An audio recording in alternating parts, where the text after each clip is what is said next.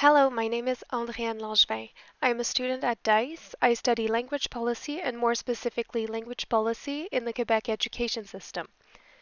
In May 2021, the government of Quebec tabled a new bill called Bill 96. In essence, this new language legislation seeks to modernize its predecessor, Bill 101, also known as the Charte de la langue française, by amending 201 of its provisions. Bill 96 was tabled by Minister Simon Jolin Barrette, the minister responsible for the French language. In the fall of 2021, Jolin Barrette's cabinet selected 51 speakers or special interest groups to testify before the National Assembly and share their opinions on the new bill.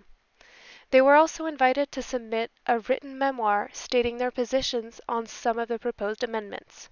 The hearings were held over 9 days and they amount to more than 40 hours of recording. This is a viewer's digest of the meaningful moments from day one. C'est aujourd'hui que débutent les consultations particulières sur le projet de loi 96, loi sur la langue officielle et commune du Québec, le français. Le devoir d'exemplarité de l'État en matière d'usage du français se trouve au cœur du projet de loi. Nous formons une société de langue française et l'État doit agir comme principal protecteur de ce trait distinctif. Le bilinguisme systématique doit cesser au sein de l'appareil public. Le droit de travailler en français au Québec doit être mieux protégé. En fait, nous proposons la création de Francisation Québec. Ce nouveau point d'accès unique permettra de centraliser tous les services d'apprentissage du français, ce qui rendra l'inscription et l'apprentissage beaucoup plus simple pour tous. Le français est et doit demeurer la langue normale des études au Québec. Nous prévoyons également la création d'un ministère de la langue française ainsi que d'un poste de commissaire à la langue française indépendant et impartial nommé par l'Assemblée nationale. Ainsi, fière de ce qu'elle est, la nation québécoise inscrira son existence et son caractère francophone dans la loi constitutionnelle de 1867, dans la Constitution. Nous n'avons pas besoin de la permission de quiconque pour exister. On va passer beaucoup de temps ensemble, je l'espère beaucoup, parce que nous ne voulons pas de bâillons pour ce projet de loi, comme a dit le ministre, si important. Nous aurions aimé, et je l'avais dit au ministre dès le début, avoir des consultations générales qui auraient été à la hauteur et à la mesure des enjeux, évidemment, qui sont soulevés. Beaucoup de gens ont manifesté leur déception de ne pas être entendus. Évidemment, il y a une utilisation pour l'instant, on va en discuter longuement avec le ministre, du recours aux dispositions de dérogation, qui sont sur tous les articles, les 202 articles, et nous aurons des questions très sérieuses par rapport à ça. Ça sera notre ligne de réflexion tout le long, essayer d'être inclusif. Le ministre nous a promis qu'il serait inclusif, que son projet de loi n'était pas divisif. C'est vrai qu'il y a un consensus dans la société québécoise et ici à l'Assemblée nationale autour de la langue française, notre langue commune qu'on veut protéger. On s'est beaucoup divisé dans les dernières années au Québec sur différentes choses, la laïcité, le racisme systémique, etc. S'il y a un déclin, il ne faut pas poser des gestes qui rassemblent. Il faut poser des gestes nécessaires, des gestes courageux, comme Camille Lorrain, le Parti québécois, l'ont fait en 1977. Et le gouvernement de la CAQ est loin du compte, n'ayant pas réussi à convaincre son aile fédéraliste et affairiste d'aller plus loin.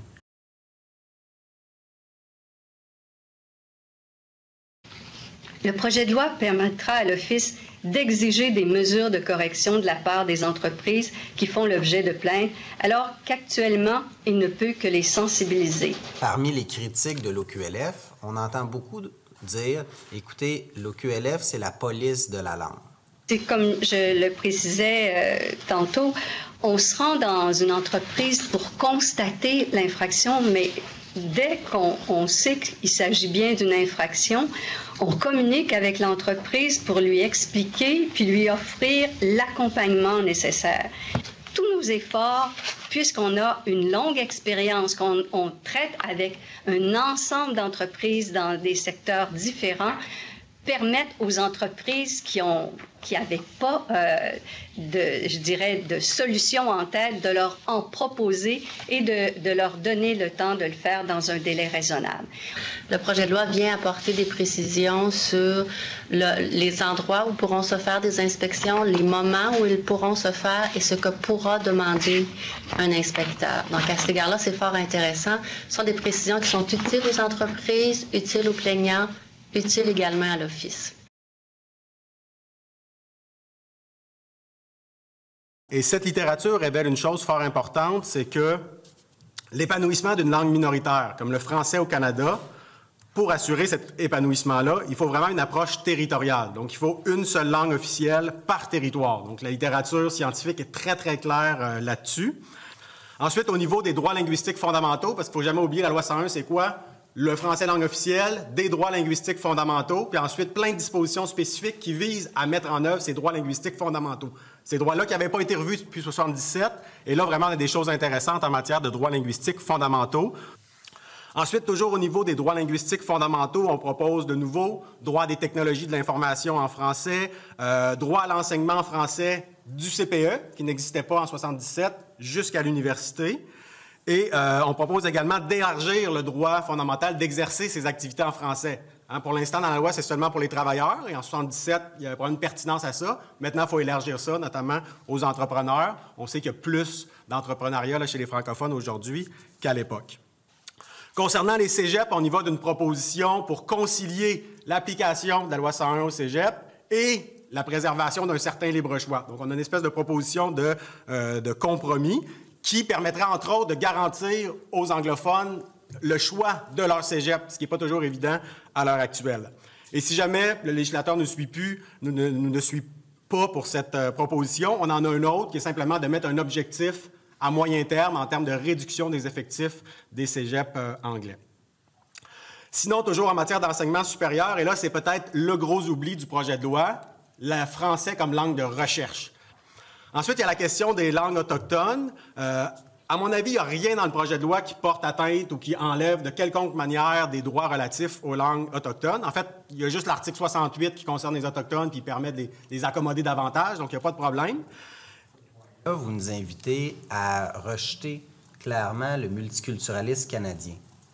Est-ce que ça devrait faire partie du projet de loi, ça? Oui, mentionner ce rejet du multiculturalisme, mais sous forme positive, parce que je pense justement que la stratégie du Québec, depuis une quarantaine d'années, de rejeter le multiculturalisme, mais sans mettre de l'avant un modèle alternatif, ça a ses limites. Donc, ce modèle alternatif-là, qui est vraiment différent du multiculturalisme, c'est la convergence culturelle. Donc, si on veut non seulement rejeter, mais je pense qu'il faut sortir de la logique du rejet et d'être dans une logique de proposer un modèle alternatif. Et le seul que je connais, c'est la convergence culturelle. Et j'ai différentes publications à ce sujet-là, dont une qui s'en vient dans la revue Droit et société.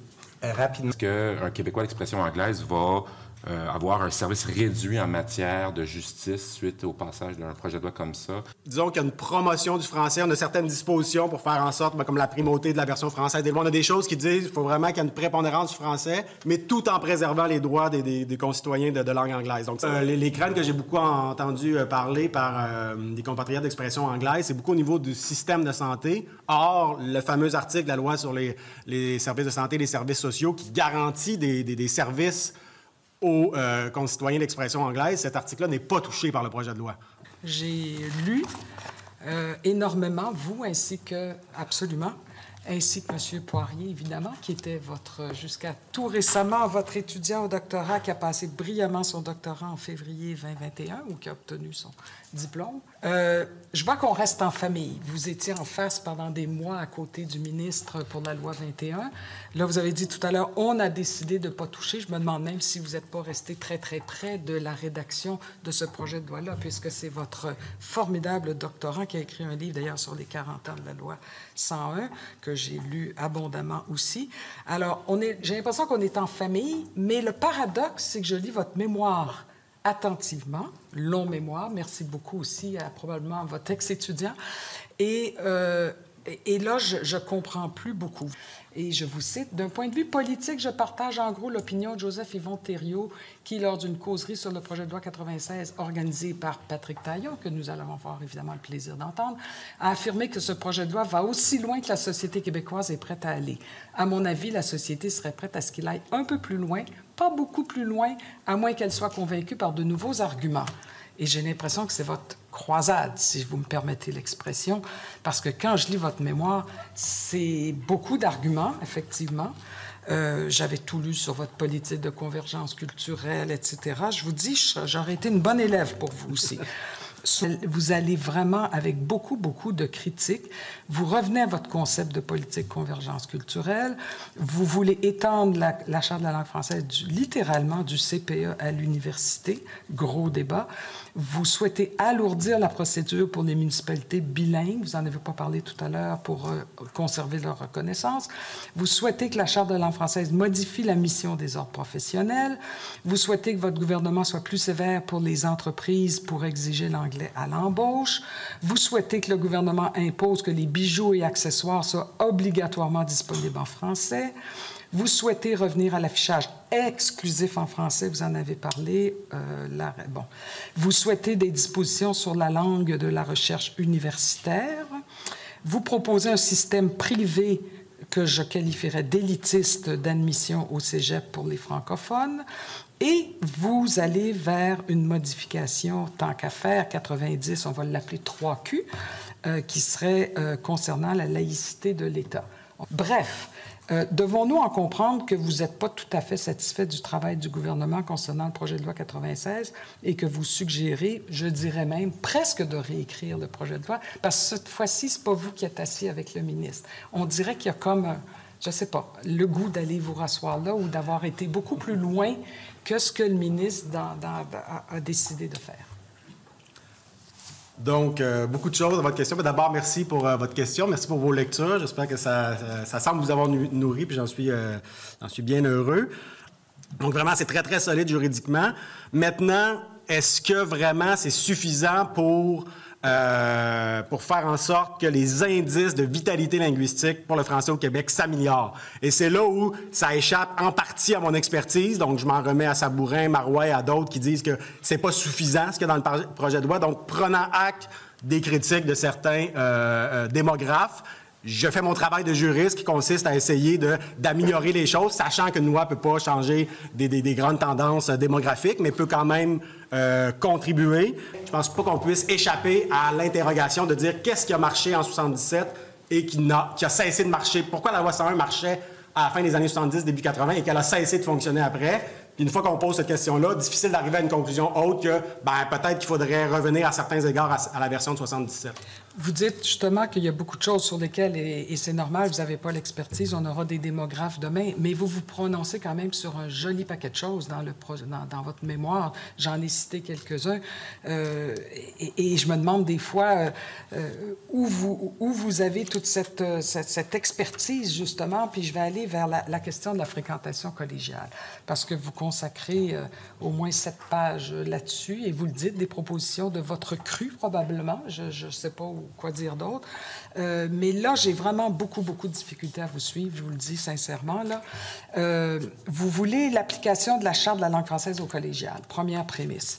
Mais vous ne voulez pas diminuer la fréquentation des cégeps anglophones, vous le dites à plusieurs endroits dans les 7 pages qui consistent. Alors, vous aimeriez même que ça s'accroisse. Donc, il faut trouver des étudiants. S'il y a la charte, ça veut dire qu'on réduit considérablement la fréquentation. Alors, vous proposez des dérogations. Puis là, on dirait que vous réfléchissez en écrivant. Ah, ben tiens, il pourrait y avoir une autre dérogation, puis une autre dérogation, puis une autre dérogation.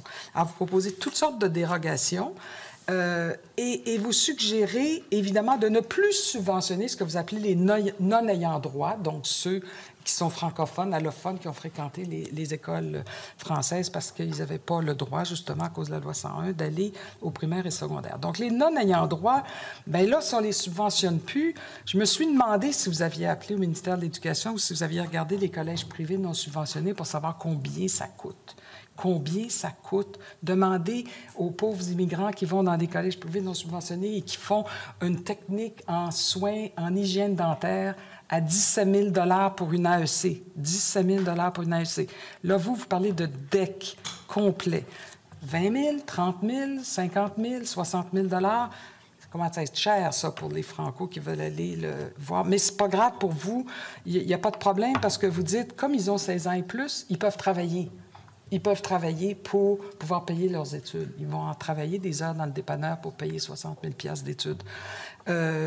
Ou alors, l'autre possibilité, ils vont avoir des parents très, très, très riches francophones qui vont décider de mettre 50 000 $ dans les études de là.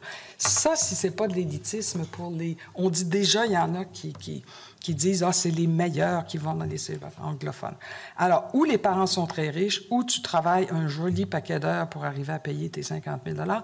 Ou alors, un autre exemple qui m'apparaît vraiment formidable, c'est que l'étudiant, il veut aller dans un sport d'élite, puis le sport d'élite, il n'existe pas dans un cégep francophone. Donc, il va aller peut-être avoir une bourse pour pouvoir... Mais la bourse va peut-être venir de l'État, donc c'est le même argent, pour payer sa fréquentation du cégep anglophone, pour pouvoir aller où, vous le dites textuellement, dans une grande université américaine. Et donc, on va envoyer l'étudiant à l'extérieur du Québec pour faire son sport.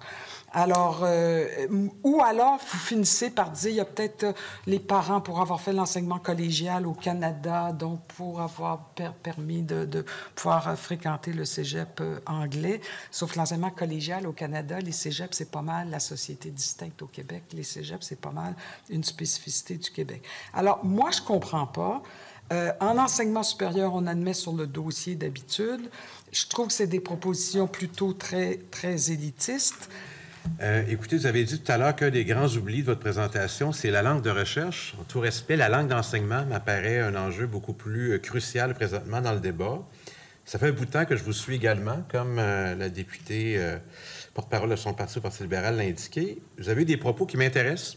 Vous avez déjà indiqué qu'un nouvel arrivant qui n'aurait pas étudié en français au primaire et au secondaire se verrait dans l'obligation de fréquenter un cégep francophone.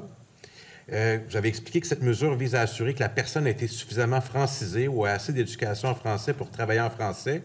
Et vous alliez plus loin, interdire aux francophones et allophones de s'inscrire à l'éducation aux adultes et à la formation professionnelle en anglais. Mais de façon plus générale, vous êtes comme nous en faveur qu'on réduise l'accès dans les cégeps. Alors, moi, ce que je propose, c'est de définir largement les ayants droit au cégep anglais, donc en prenant tous les francophones et les allophones qui ont été au cégep anglais des dernières années, en les définissant comme ayants droit. Ça, personne ne s'est jamais prononcé là-dessus, qu'on soit pour ou contre la loi 101 au cégep. Je pense que c'est la question qui se pose. Est-ce que ceux qui ont été au cégep depuis quelques années deviennent des ayants droit? Donc, je propose que oui. Je propose un programme de bourse pour répondre au point de la députée du Parti libéral, là, Marguerite Bourgeois. On va aller à M. le député. Exemplarité de l'État. Je vais prendre un exemple très concret. Dans les conférences de presse du gouvernement du Québec sur la pandémie, est-ce que vous considérez que de faire des conférences bilingues, ça respecte l'esprit de l'exemplarité de l'État? Je pense que, a priori, on serait tenté de dire non. Donc, ce serait ça la première réponse. Maintenant, l'esprit de la loi 101, c'est à la fois une certaine rigueur sur les principes, une certaine souplesse dans l'application. Donc, est-ce que la souplesse du droit linguistique québécois en matière de santé pourrait nous faire comprendre que c'est dans son esprit? Et je n'ai plus de temps, Je pense qu'il y a deux interprétations possibles, mais je vous ai donné ma première réponse qui me semble la plus évidente. Je n'ai plus de temps, malheureusement. Or, depuis plusieurs années, des intervenantes et intervenants sonnent l'alarme, signalant qu'une proportion considérable des étudiantes et des étudiants des cégeps anglophones qui obtiennent un diplôme n'ont pas le niveau de connaissance nécessaire en français dans un contexte de travail tant à l'oral qu'à l'écrit, et ça après avoir suivi 2 cours obligatoires en français, langue seconde au collégial. Bien, effectivement, si je peux répondre, c'est assez troublant le suivi de la situation linguistique au Québec depuis plusieurs années. Moi, je suis ça personnellement à la CSQ avec d'autres collègues. C'est extrêmement difficile d'avoir des données claires, d'avoir un suivi cohérent. Mais pour nous, c'est mathématique. La pérennité du français, la vitalité du français doit passer par une amélioration du taux des transferts des allophones vers le français.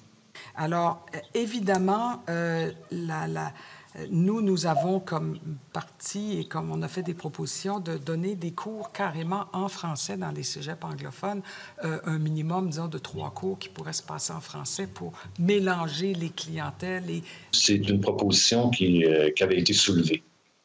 Maintenant, il faut voir encore une fois dans son application quel problème ça peut soulever. Vous savez qu'il y a des conventions collectives, il y a toute une question d'effectifs, mais au-delà de ça, au-delà des préoccupations que je dirais un petit peu plus corporatistes, c'est parce que les programmes dans les collèges, ils sont déjà très, très, très, très chargés. Que ce soit en sciences de la nature, en sciences humaines, avec ou sans maths, ou dans puis je ne parle même pas des programmes techniques, alors d'implanter 3 nouveaux cours, ça, c'est un défi colossal. C'est peut-être pas 3 nouveaux cours, mais 3 cours donnés en français plutôt qu'en anglais. Mais vous avez raison, c'est pas 3 nouveaux cours. À ce moment-là, c'est effectivement... pas 3 nouveaux cours. Ouais. OK, d'accord. Mais à ce moment-là, effectivement, il y a une question de personnel, de professeurs, puis d'enseignants et d'enseignantes. Qu'est-ce qu'on fait avec les On sait qu'il y a une grande proportion de professeurs qui parlent de français dans les cégeps anglophones. Maintenant, d'imposer l'œuf, l'épreuve uniforme de français, va demander des changements substantiels, vous le dites, dans le REC. Avant de proposer des changements au REC, il faut que les partenaires se parlent. Il faut que les syndicats, que la Fédération des cégeps, que les administrations aussi locales, avec le ministère, s'assoient à la même table et voient à comment on pourrait justement mettre en place l'épreuve uniforme de français dans les cégeps anglophones. Vous parlez donc de préparation adéquate des étudiants, c'est sûr, il faut que ça soit équitable français-anglais. Vous parlez de ressources supplémentaires dans les cégeps anglophones qui vont être essentielles pour ça. Et puis, vous parlez de réorganisation scolaire et structurelle importante. Par quel angle va falloir prendre tout ça? Parce qu'avant de voter un article dans ce sens-là du projet de loi, il va falloir être sûr que ça soit réaliste. Ce qui a été réalisé dans les cégeps francophones, sans les copier, on pourrait s'en inspirer pour intégrer graduellement, sans que ça fasse trop mal, l'épreuve uniforme de français dans les cégeps anglophones aussi. Il y a une phrase qui a attiré mon attention dans votre mémoire. Nous comprenons que la mise en place des mesures cherchant à favoriser l'admission des ayants droit, donc on le sait de qui on parle, plus des anglophones, dans chacun des cégeps anglophones repose essentiellement sur le droit de veto du ministre de la langue française. Dois-je comprendre par cette affirmation que vous jugez que le futur ministre de la langue française aura un mot à dire et plus de pouvoir sur les admissions que le ministre de l'Enseignement supérieur? C'est la façon dont on a compris l'article du projet de loi, oui. C'est notre perception. Donc, ça va passer beaucoup d'étapes, des nouvelles étapes. Là. Ça va aller... Le ministre de la langue française, il va falloir qu'il dise oui ou non, c'est correct ou pas, la répartition, c'est ça? C'est ce qu'on a compris, effectivement. C'est ce qu'on a compris, oui. Ça vous inquiète? Ça nous inquiète un peu. L'admission des étudiants anglophones, est-ce que ça va être simple, ça? Sur quelle base on va les admettre par rapport à des dossiers académiques moins bons ou meilleurs que d'autres? C'est toute la question. Ben encore là, il y a beaucoup de questions là, qui soulèvent le projet de loi plus que de réponses sur ces questions-là. Mais on cherche entre les lignes, on n'a pas les réponses.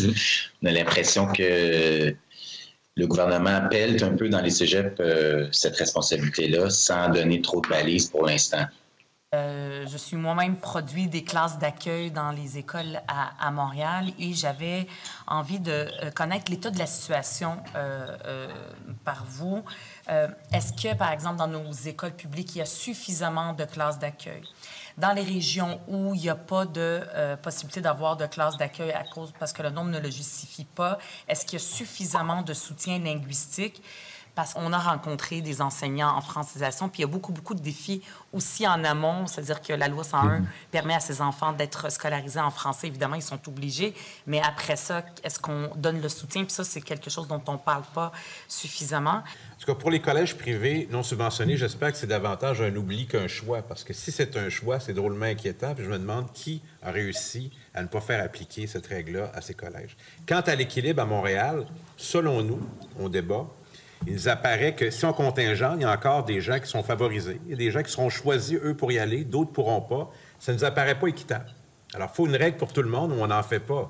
Si l'enjeu est sérieux du déséquilibre, il faut agir, même si ça ne sera pas une mesure populaire. Donc, je comprends que vous êtes d'accord avec la mesure du projet de loi 96, mais je vous soumets humblement qu'on va continuer à avoir une brèche qui ne va pas aider l'équilibre.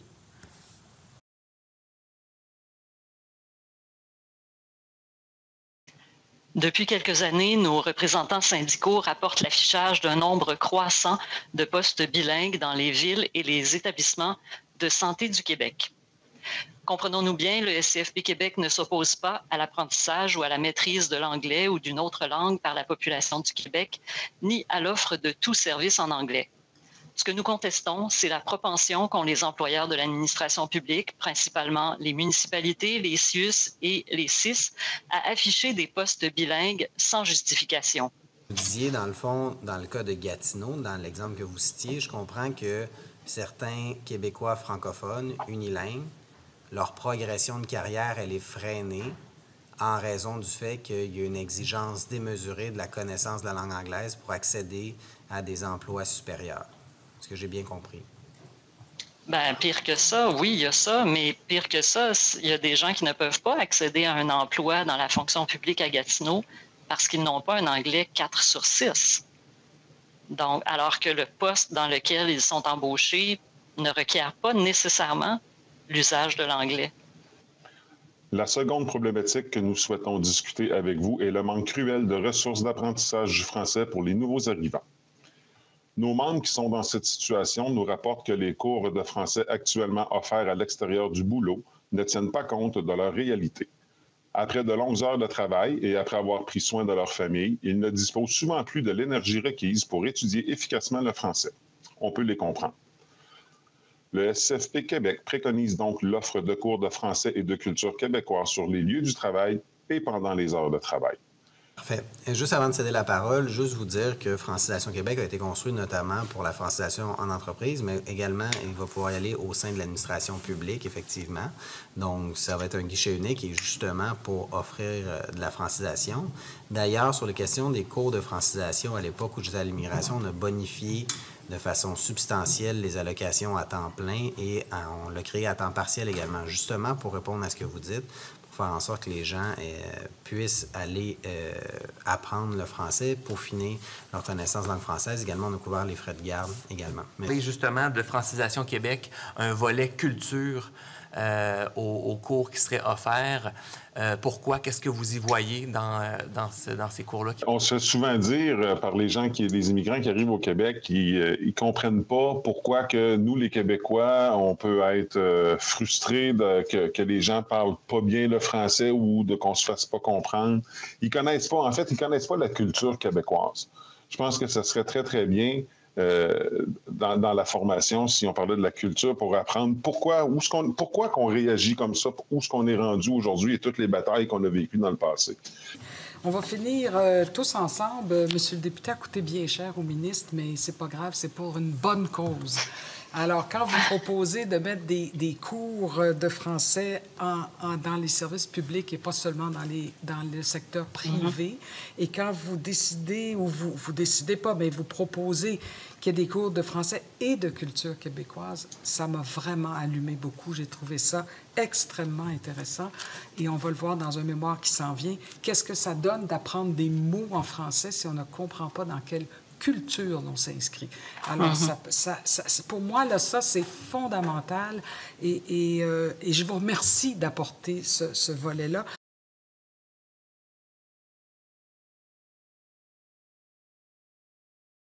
Alors, la question que nous nous sommes posée, c'est la suivante. Le projet de loi permet-il de se rapprocher d'un 90 % de substitution linguistique des allophones vers le français, qui est la condition essentielle de la pérennité du Québec français? Et selon nous, la réponse, c'est non. Pour se déployer, pour s'épanouir, la culture québécoise a besoin de la force du nombre et de la vitalité d'allophones qui font du français leur premier choix et pas seulement en tant que langue seconde. Le bilinguisme peut être commun sans que la culture québécoise ne le soit. Aucune mesure est prévue pour remédier à cette dissociation entre francisation et culture québécoise. D'autre part, compte tenu des nombreuses études qui l'ont amplement démontré, l'immigration francophone et francotrophe, c'est-à-dire la langue latine ou parlée dans le pays d'origine, cette immigration a une importance déterminante sur les substitutions linguistiques des allophones vers le français. La connaissance du français avant l'arrivée est presque capitale. Sur la question essentielle, justement, de la substitution linguistique des étudiants allophones anglotrophes, n'est-ce pas, c'est-à-dire qui viennent des pays de langue anglaise, s'inscrivent à 90% au cégep anglais, poursuivent à 91% leur étude universitaire en anglais et projettent à 72% de travailler en anglais. Alors, doit décréter l'extension des clauses scolaires de la loi 101, de la même façon qu'il doit lever l'exemption de l'examen uniforme du français à la fin du collégial, une exemption qui est accordée dans le projet de loi aux étudiants anglophones. Je passe donc sur l'invraisemblable hypothèse, un temps retenu par la ministre de l'Enseignement supérieur de permettre l'utilisation d'antidotes et d'autres correcteurs pour augmenter le taux de réussite de l'examen uniforme de français au collégial. Je pense que ce n'est pas la bonne façon, parce qu'il faut d'abord apprendre le français avant de se servir, correctement le français avant de se servir de quel candidat que ce soit. Et c'est là que vous parlez de la qualité de la langue. Vous dites c'est l'arlésienne que l'on appelle de tous nos voeux, mais qui n'arrive jamais dans aucune politique linguistique gouvernementale. La qualité de la langue. Et on sait, on a parlé de, et je vais y venir, culture et francisation, mais la qualité de la langue, c'est un autre sujet tellement important. Qu'est-ce qu'on fait, mesdames? Vous avez tellement d'expérience en politique, ça fait longtemps que vous y croyez. On a parlé d'antidote, je voulais y revenir, puis évidemment que l'épreuve uniforme de français avec une béquille comme antidote, ben vous qualifiez ça carrément d'inacceptable. Alors, vous égratigniez à quelques reprises le projet de loi, je dois dire, l'improvisation par rapport aux admissions au cégep, un ministre qui dit une croissance et puis on ne changera pas d'idée, l'autre ministre qui dit non, on gèle pendant 10 ans les admissions, 2 mois après le dépôt du projet de loi. C'est tellement, tellement contradictoire qu'on se demande s'il y a une discussion entre les deux ministres. Mais pour revenir à cette qualité de la langue, on fait quoi pour l'améliorer? C'est que je crois que ça commence à l'école, à la maternelle, à l'école primaire. Et puis l'enseigner. Et puis, j'ai été à l'Université de Montréal pendant que vous étiez directrice. Et même au niveau de la maîtrise, il y en a peut-être le tiers que je ne comprenais pas, faisait des contresens continuellement. Alors, ça veut dire qu'il faut commencer en amont. Il faut recommencer en amont. Ça prendra une génération. Mais il me semble qu'il faut s'y mettre. Mais quel rôle, vous qui avez tant d'expérience avec et la politique et toutes les communautés, quel rôle vous voyez que les Québécois d'expression anglaise peuvent jouer justement dans la promotion et la protection de la langue française? Ah, ça, c'est vraiment une bonne question. D'abord, il faudrait que leurs médias cessent si vous voulez, de les traumatiser en quelque sorte, là, parce qu'on ne peut pas dire que les médias anglophones à Montréal là, favorisent l'ouverture à l'égard de la promotion du français. Et donc, souvent, l'information va venir aux citoyens de langue anglaise, essentiellement par leurs médias aussi. Alors, vous aimeriez qu'ils jouent un rôle, c'est ce que je comprends là, dans votre question. Hein? Quel oui, je rôle pense qu'ils jouent vous un aimeriez? rôle, oui, on a des collègues formidables qui sont plus dans les communautés anglophones, que ça soit du côté je vois certains députés. On en a dans notre parti, vous en avez eu vous aussi, qui jouent un rôle extrêmement important. Alors, est-ce qu'on peut... C'est intéressant ce que vous me dites. Oui.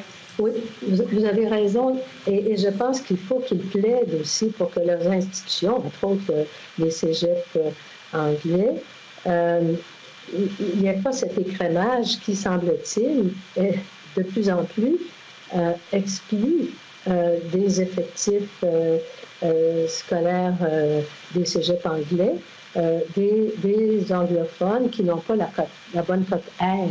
Il suffit pas juste de parler le français ou des immigrants qui apprennent les rudiments, puis les règles de grammaire et tout ce qu'on a à apprendre pour bien parler le français. Il faut aussi aimer la culture québécoise et pour l'aimer, bien, il faut bien la connaître. Donc, les deux sont liés. Madame Beaudoin, vous avez été ministre de la Culture. Si vous étiez ministre de la Culture aujourd'hui, vous connaissant, je ne pense pas que vous auriez laissé le ministre responsable de la langue française aller tout seul avec son projet de loi et le déposer. Vous seriez impliqué. J'aimerais savoir qu'est-ce qui manque, qu'est-ce que vous auriez mis en place, que ce soit des dispositions dans le projet de loi 96 ou en dehors, pour que la question de la langue et de la culture soit liée et de les mettre ensemble parce que c'est fondamental. Sinon, la langue ne survivra pas sans la culture québécoise. Je pense que c'est via la SODEC, le CALC et bien sûr le ministère de la Culture qu'il faut arrimer finalement ce que font les uns et les autres. Et tout à l'heure, Louise a parlé un peu d'incohérence, là, concernant un autre sujet, mais c'est ça, il faut une cohérence. Et là, il faut vraiment que ça se joigne, qu'il y ait une jonction. Et c'est pas pour rien qu'en général, la ministre de la Culture est responsable de l'application de la Charte, n'est-ce pas? En général, pas tout le temps, mais en général. Alors, mais en tout cas, il faut, quoi qu'il en soit, il faut que la jonction se fasse via la SODEC, le CALC et tous les instruments que le ministère de la Culture a à son... Il faut se préoccuper de cette question. Comment la première règle à atteindre, c'est pas le consensus, c'est l'utilité face au déclin du français. Alors, je vous donne tout le temps qui me reste pour que vous puissiez dire au ministre quel est ce vrai courage dont il devra faire preuve s'il veut vraiment changer le destin du Québec lorsqu'on pense au déclin de la langue française. Il est certain que le docteur Lorrain a subi toutes les avanies. Toutes les avanies. On était là, toutes les deux. Louise était déjà députée. Moi, j'étais dans un cabinet. Toutes les avanies. Et les avanies qu'on a entendues, d'ailleurs, là, récemment, du Québec Group, English Group, je ne sais pas quoi, National. Bon. Là, j'ai entendu des horreurs. Et puis, le docteur Lorrain, effectivement, il est passé à travers ça de façon imperturbable. Jules Lévesque, c'est vrai, une fois de temps en temps, réfrénait ses ardeurs, mais au bout de la ligne, ça a donné cette loi 101. C'est ce que je souhaite. Ça ne peut pas être, je conclue là-dessus, un projet de loi modéré et raisonnable, étant donné la situation du français au Québec.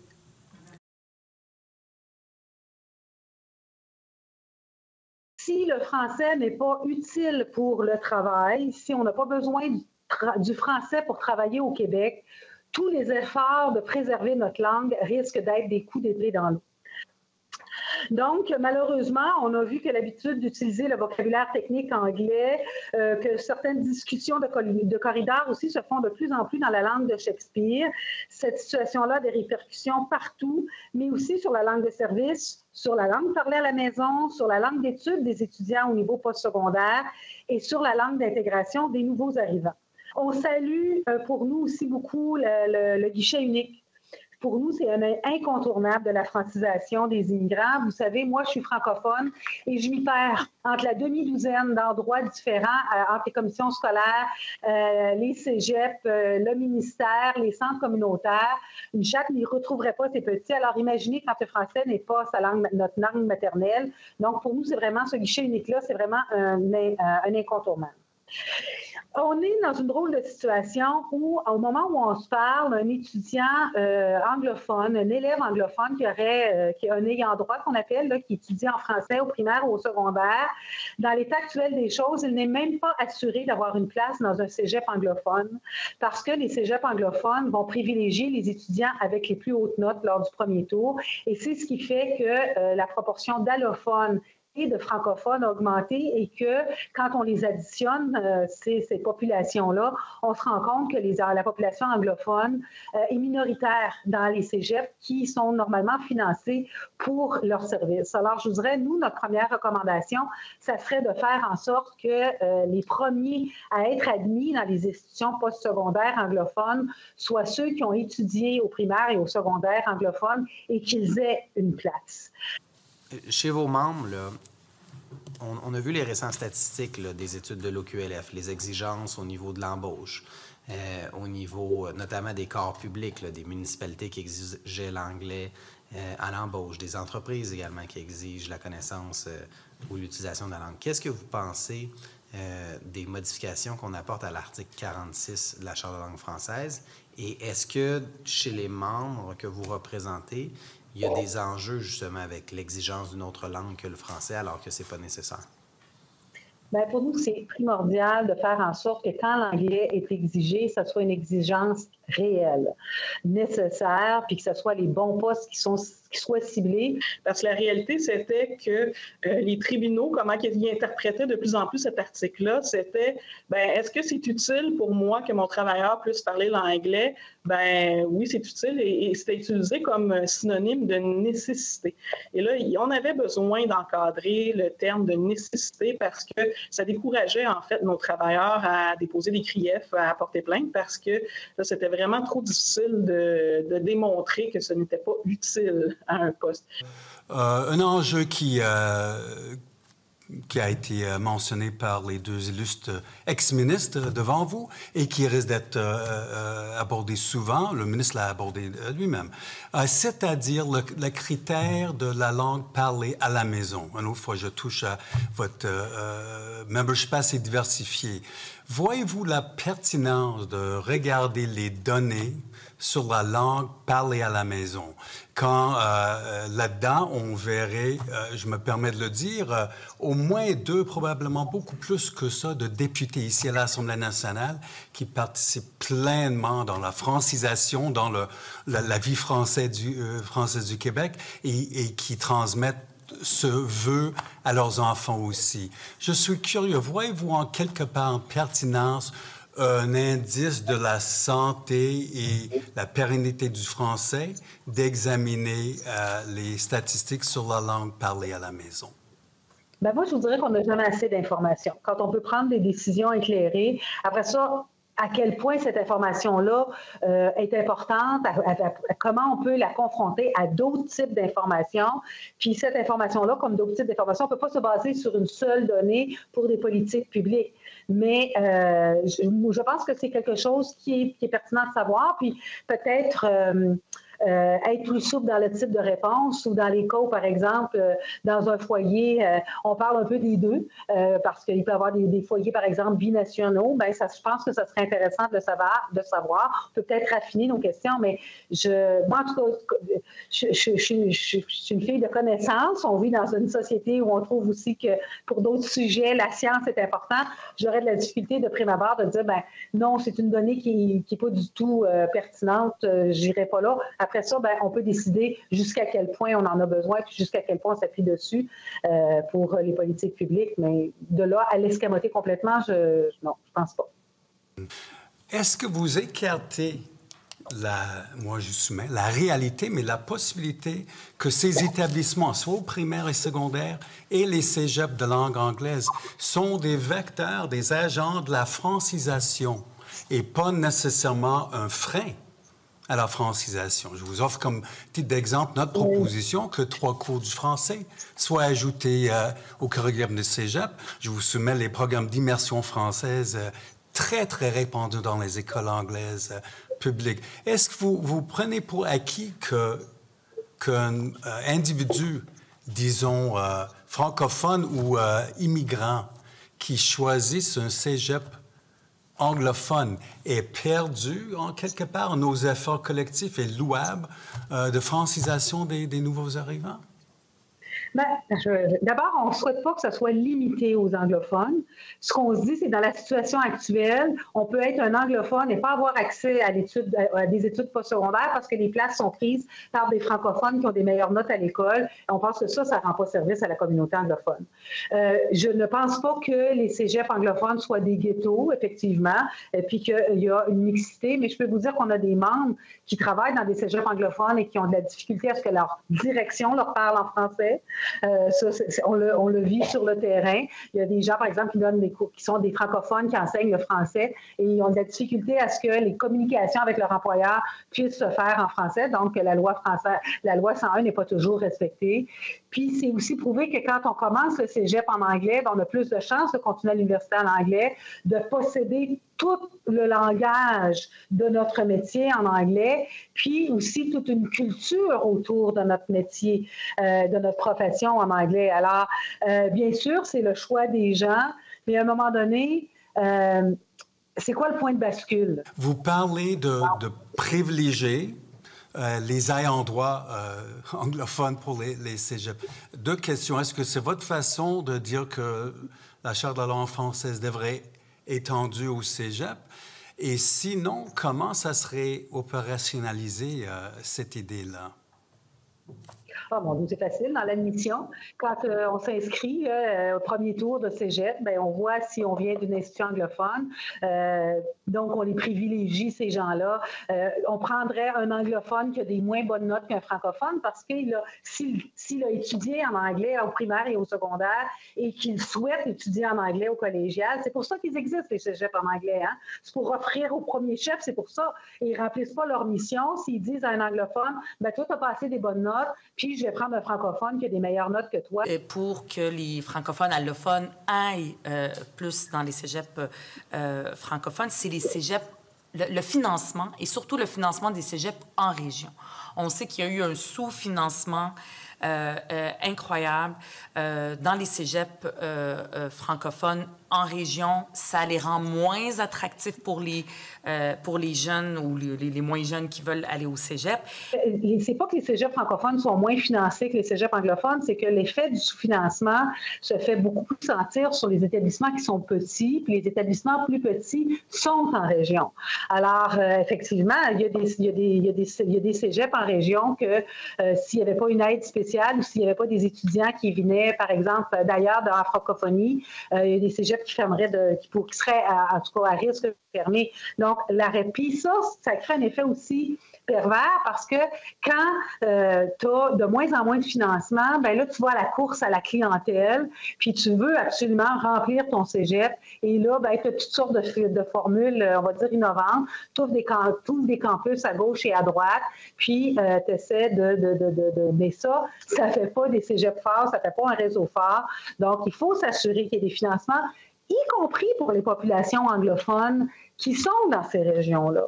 Je pense à Sept-Îles, je pense à Gaspésie, je pense aussi aux populations autochtones là, dans ces régions-là. Donc, il faut s'assurer, si on veut que les cégeps puissent être partout sur le territoire, il faut les financer de façon adéquate. Votre présentation, vous parlez de la progression de la proportion d'étudiants fréquentant un cégep anglophone. Vous avez constaté que si la progression se poursuit, la moitié des étudiants seraient inscrits dans un préuniversitaire anglophone. Ça veut dire quoi? Préuniversitaire, c'est les anglophones, puis le technique, c'est les francophones. Alors, on revient à une époque qu'on croyait révolue. Le gouvernement sait ça, et je pense qu'il décide de garder ça quand même de cette façon-là. J'aimerais ça que vous nous en parliez davantage, parce que moi, ce genre de choses-là, non seulement ça me fait bondir, mais j'ai peine à croire qu'on va laisser faire ça. Bien, c'est pour ça qu'on dit deux choses. C'est pour ça qu'on dit que là, il faut arrêter l'hémorragie maintenant, puis il faut faire en sorte que les anglophones aient accès à leur cégep. Donc, quand on combine ces deux effets-là, je pense que ça envoie le bon message.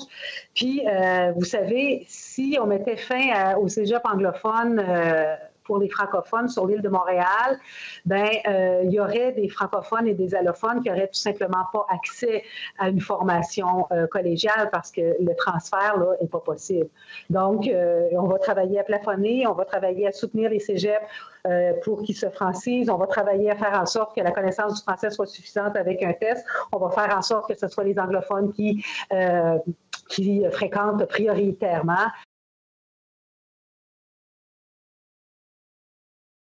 Bon, moi, je commence dans le texte en revenant sur une de mes obsessions, me disent mes amis, la norme de la claire prédominance du français au Québec, sans exclusion d'un anglais dont la présence n'est pas obligatoire. Qu'on le veuille ou non, l'anglais est présent dans notre société depuis 250 ans. Depuis la conquête, à certains égards, c'est une langue québécoise. Et ça va rester présent, puis ça va émerger de différentes façons. Donc, je trouve que c'est pas gagnant que de faire comme si l'anglais n'existait pas.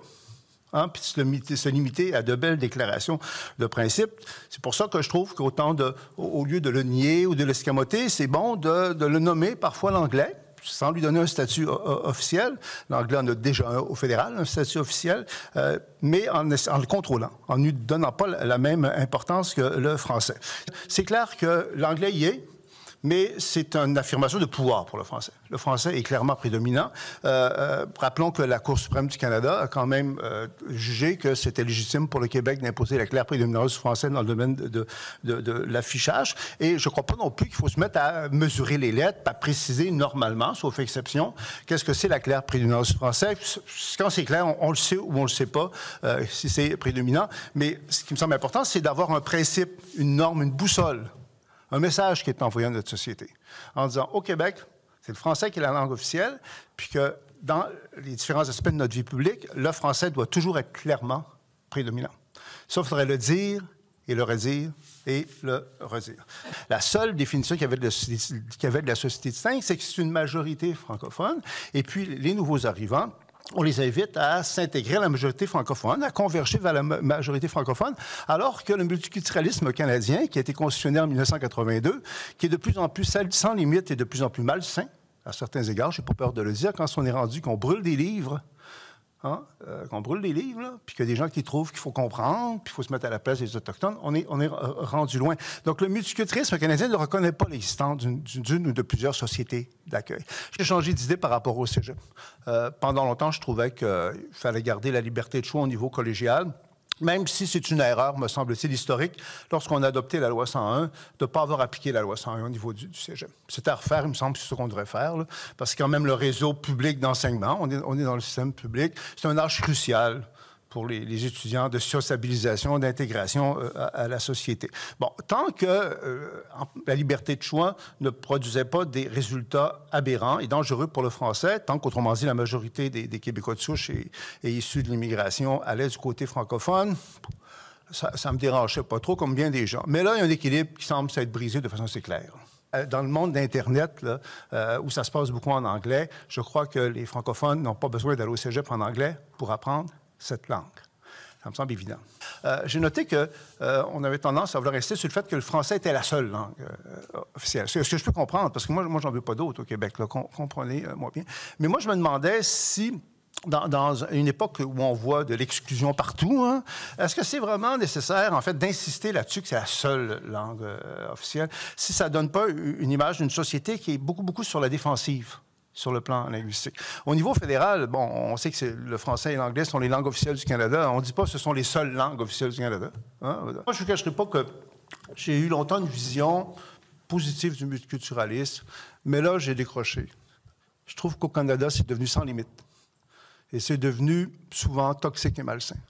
Et c'est une façon de remettre le Québec à sa place. Et je pense qu'il faut que le Québec réagisse à ça. On n'est pas dans la modération. Donc, je crois que c'est pas très compliqué, en fait, d'affirmer la différence québécoise. C'est que nous, on reconnaît qu'il y a une société d'accueil. C'est aussi simple que ça. Quand les immigrants arrivent ici, ils n'arrivent pas dans un territoire vierge. Il y a une majorité francophone qui les accueille, puis on les invite à s'intégrer à cette majorité-là. Donc cette notion-là de bon sens n'est pas du tout véhiculée au niveau fédéral. Les messages d'intégration sont pas assez forts. Je ne vais pas faire de politique concrète, là, mais quand on a une ministre fédérale d'origine afghane qui parle de nos frères talibans, là, ça veut dire qu'il y a un message d'intégration qui n'est pas assez fort, là. Je dirais ministre fédéral. Là, je veux dire. Puis quand on comprend ça, donc c'est pour ça que moi, là-dessus, si on profitait de l'ouverture constitutionnelle là, pour affirmer très simplement, moi je ne suis pas dans l'idéologie, affirmer tout simplement le Québec, puis aussi, c'est pas très controversé. Le Québec est une société de cinq. Même la supposée modératrice du débat anglais, l'organisation fédérale, dit que le Québec est une société distincte. Donc, quelque part, on n'est pas dans la Révolution. Mais en même temps, il y a une majorité francophone ici. Puis ça, c'est rendu qu'on a beaucoup de difficultés à le dire. Et j'espère qu'on va en parler beaucoup à un moment donné avec un constitutionnaliste, ce que vous n'êtes pas, malgré tout, n'est-ce pas? Bon. Par contre, vous êtes politologue. Oui?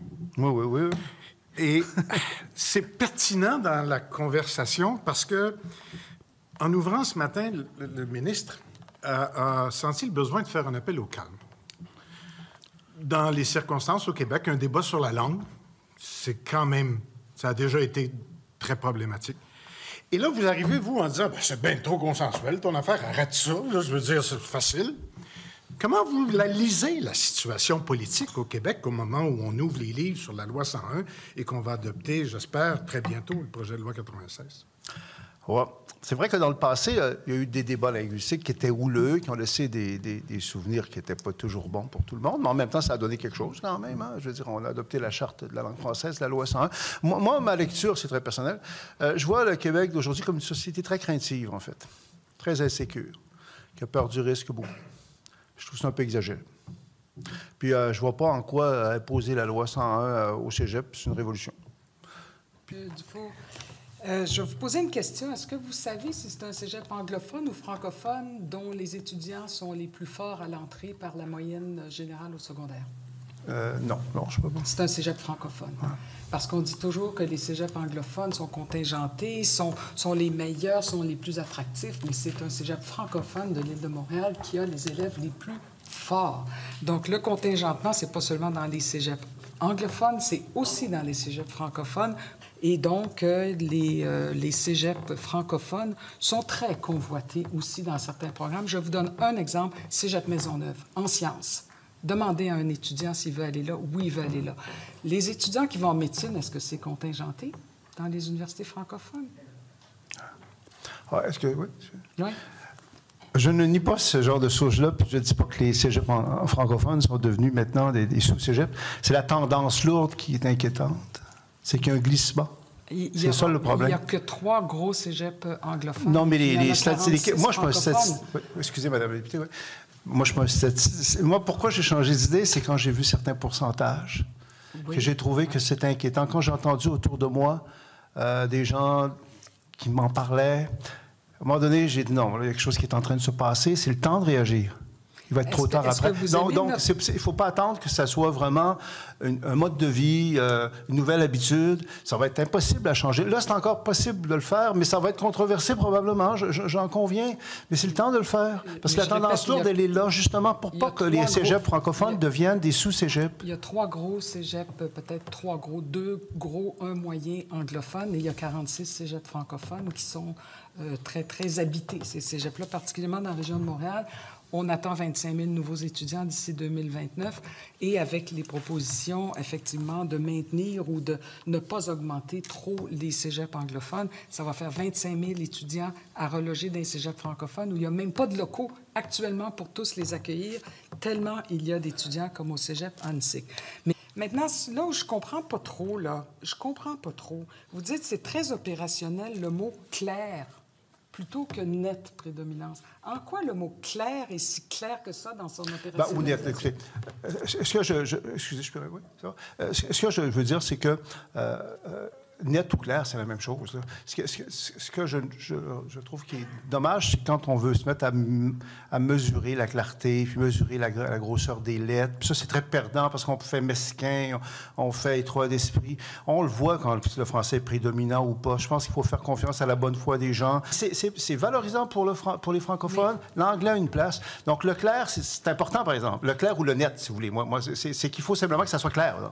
Mais là, c'est encore moins clair pour moi, parce que quand on fait une recherche dans le projet de loi du ministre, il emploie le mot « nette prédominance ». Claude Ryan, quand la clause non-obstant n'a pas été renouvelée après 1988, ça a été la nette prédominance dans la recherche. Je m'excuse, madame. Si je me suis mal exprimé. Là, je suis un petit peu pour moi, excusez, juste parce que le temps est tellement croppé.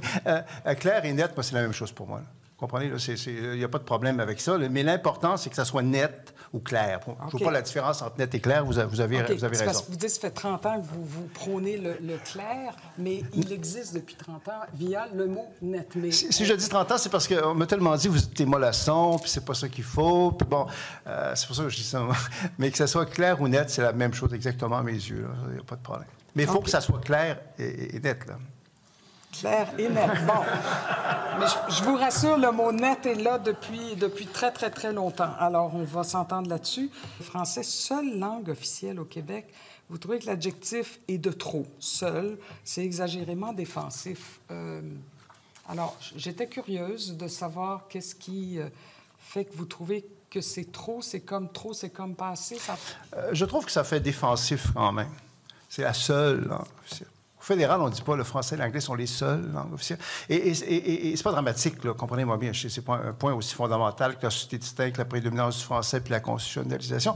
Mais il faut quand même dire compte du fait qu'on vit dans une époque où on a tendance à avoir des exclusions partout.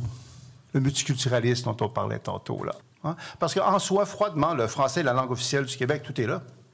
Hein, en ce moment. Mais ça, écoutez, moi, j'en fais pas de maladie. Là. C'est juste j'attirais l'attention sur le fait qu'il me semble, sur le plan politique, le français est la seule langue officielle du Québec. Je me demande si ça n'attire pas les contestations en disant « Oh oui, mais les Autochtones aussi. Hein, les Autochtones qui ont été tellement maltraités récemment, dont les langues sont en voie de disparition. C'est comme le français, vous n'avez pas de sympathie. Pourquoi vous dites que c'est la seule langue? » C'est juste ça. Mais ce n'est pas un point fondamental de ma présentation. C'est une remarque pour éclairer le débat, pour stimuler le débat. Et c'est comme si ça s'est opposé au nationalisme, où on est nationaliste et puis on est pour la langue française, ou on est dans l'autre gang, puis l'autre gang brûle des livres. Puis en tout cas, Ouais. Je ne vais pas me mettre à parler de woke, là, parce que je trouve que je crois que c'est dans le débat public, mais c'est tellement pas l'objet de mon mémoire. Mais ce que je crois profondément, c'est que le multiculturalisme, lorsqu'il a été adopté, moi j'ai l'âge pour m'en souvenir, c'était une façon en partie pour remettre le Québec à sa place. C'était pas juste ça, mais c'était en partie ça. Parce qu'au départ, on était dans le biculturalisme. Vous vous en souvenez. Dans un premier temps, c'est une idéologie qui était modérée. Bon, comment pouvait-on être contre ça? Ça a progressé, c'est devenu hégémonique. Hein, le Canada, monsieur, non, je ne vais pas nommer de gens, là, mais il y a des gens qui vont définir le Canada comme essentiellement multiculturel. C'est devenu la nature dure. Et moi, ce qui me dérange dedans, c'est l'intolérance et la fermeture. C'est tout un paradoxe, parce que ce sont des idéologies qui ne parlent que d'ouverture et d'inclusion, mais qui sont fermées et qui sont implacables. Je parle d'idéologie, je ne parle pas des individus, qui sont implacables à l'égard de la différence québécoise. Et c'est ça qui la grande manifestation contre le racisme à Montréal, Black Lives Matter, où il n'y avait pratiquement pas de Français, ceux qui ont critiqué se sont fait dire, écoutez, vous êtes des mesquins. C'est l'ouverture qui est importante. Et je me dis, si on n'est pas capable de critiquer un multiculturalisme canadien sans limite, qui est devenu toxique, moi, c'est nouveau, je ne le critiquais pas avant. Mais il faut dire les choses. Quand j'ai vu la ministre d'origine afghane qui a parlé des frères talibans, je me dis, wow, là. Je dois vous